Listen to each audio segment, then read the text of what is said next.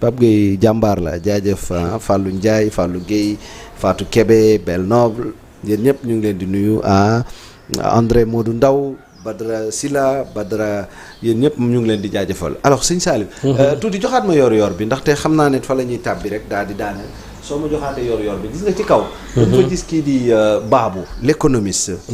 waaw suñu mbokku Bawol bi borom Mbàkke Bawol ñu ngi nuyu waa maa ngi nuyu waa Mbàkke yëpp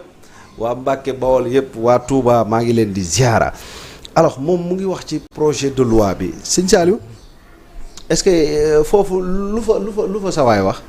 waaw kii nu mu tuddati sax Maysa Baawo waaw mu nekk un grand économiste dafa ne moom li ko nekk ci budget bi mooy que gis na ne recette fiscale yi vraiment dañu voilà mu ne ce qui est très positif dans le budget 2025 c'est l'augmentation des recettes fiscales xam nga boo ko jëlee par rapport ak l'année dernière quand même il y a presque une augmentation de 1000 milliards mais c'est des prévisions mais des choses yoo xam ne mën nañ ko atteindre même ba romb ko parce que même boo liree baabu ils se disent que on peut même aller au-delà parce que actuellement nii assiette fiscale bi non seulement dañ koy gën a élargir mais en plus aussi il y a une politique de sensibilisation qui fera de sorte que ñi daawul fay impôt dañuy fay impôt il faut que les gens sachent que contribuables yi que ne ku war a fay impôt da war a fay impôt mais quand même mu nekk quelque chose de juste d'équitable nga xam ne citoyen bi waree fay impôt dina da war a fay dem impôt et là boo xoolee même dans la loi de finances il y a comment dirais-je l'initiative d'une réforme du code des douanes ak aussi le code des impôts et domaines donc dès l'instant que muy réformer code des douanes bopp ak code des impôts et domaines ce qui signifie que dina am ay réformes yi ñuy def yoo xam ne c'est des réformes fiscales maintenant réformes fiscales yooyu mooy war a mën a permettre aujourd'hui ñu atteindre seuil bi nga xamante ne moom la nouvelle autorité yi bëgg donc déjà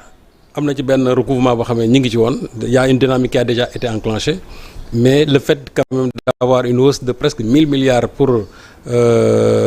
les recettes fiscales moi je pense que c'est quelque chose à saluer et ce qui est sûr et certain mooy su ñu defee réforme yi ñu war a defar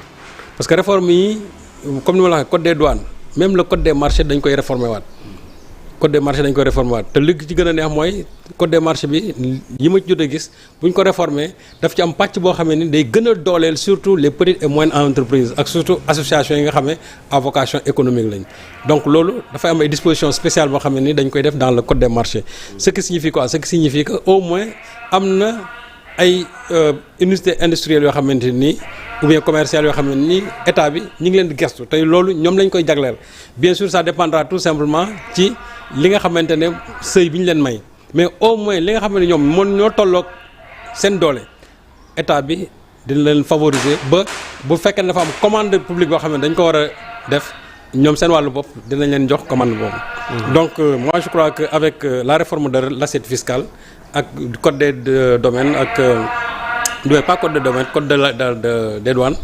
ak code des impôts et domaines ça permettra bien sûr aux nouvelles autorités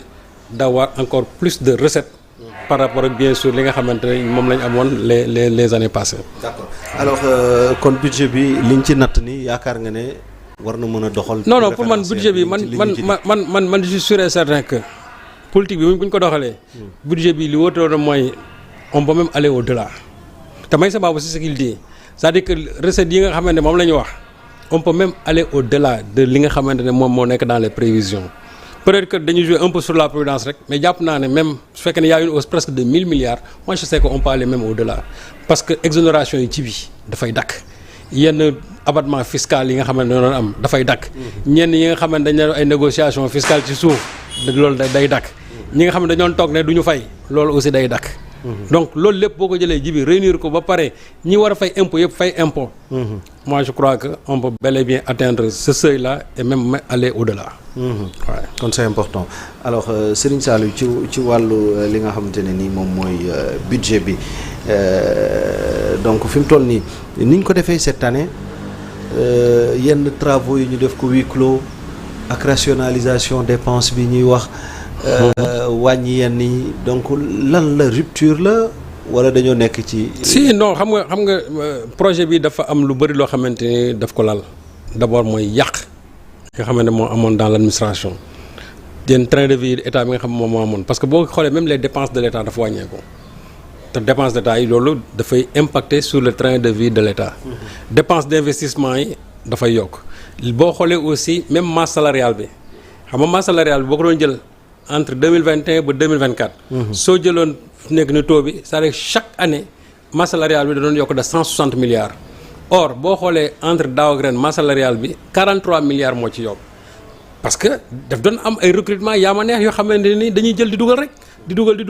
imagine toi par exemple benn année nga yokk ci 160 milliards yoo xamante ne nii en termes de recrutement te recrutement yu ci bëri c'est des recrutements tout simplement recrutement clientélisme politique kese la du leneen ce n'est même pas des besoins du ay besoins donc état bi ñoom ñoo doon am seen i kii bëgg leen jël dugal leen fii finalement loolu moo doon tax masse salariale bi di gonfler à ce point là léegi nag buñ ko boo xoolee ren ça n'a augmenté que de 43 milliards contrairement aux autres années où l'augmentation était chiffrée à 160 milliards donc déjà loolu c'est à saluer et en plus le budget bi nga xam ne moom lañ jël alloué à l'éducation budget bi ñu alloué à l'éducation pratiquement ça fait plus de 1000 milliards parce que on veut miser non seulement sur la formation mais sur le capital humain te n'oubliez pas que le capital humain dafa nekk un des piliers même du référentiel Sénégal vision Sénégal 2050 donc si on investit sur le capital humain ça signifie que on va investir sur le développement du pays parce que jibi dëkk yi nga xamante ne yëpp dañu développé ils ont investi sur d'abord le capital humain mooy ci ñi nga xamante ne ñoom la ñuy former ñoom la ñuy jàngal ñi nga former ñi ngeen di jàngal ñooñu bu ñu xarañee ñooñu ñoo mën a développer sa dëkk moo tax boo gisee ressources yooyu yëpp ñu jagleel ko éducation ak formation professionnelle de la même façon aussi l'agriculture plus de 1000 milliards je crois c'est 1030 milliards agriculture boobu aussi xam nga ne Sonko bi muy wër Sénégal il parlait vraiment des agropoles c'est-à-dire que mbay mi nga xamante ne moom moo war a suqali Sénégal parce que ñun suñu problème principal ji bi mooy agriculture li ñuy dundee une bonne partie dañ koy importer or aujourd'hui si on parvient à inverser la tendance ça signifie que en ce moment-là ñun ñu ngi commencé am une autonomie en tout cas benn souveraineté alimentaire boobu te souveraineté alimentaire boobu il faut nécessairement non seulement appuyer le secteur mais aussi faire de sorte que ce secteur-là quand même puisse se moderniser donc moo tax boo gisee ñu jagleel presque secteur bi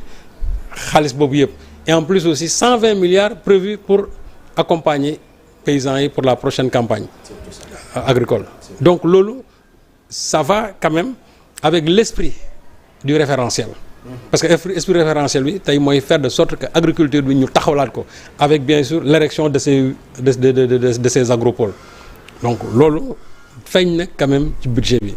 et pour man loolu c'est des choses qu'il faudra saluer parce que quand on investit sur l'agriculture quand on investit en tout cas sur l'éducation et la formation ça signifie que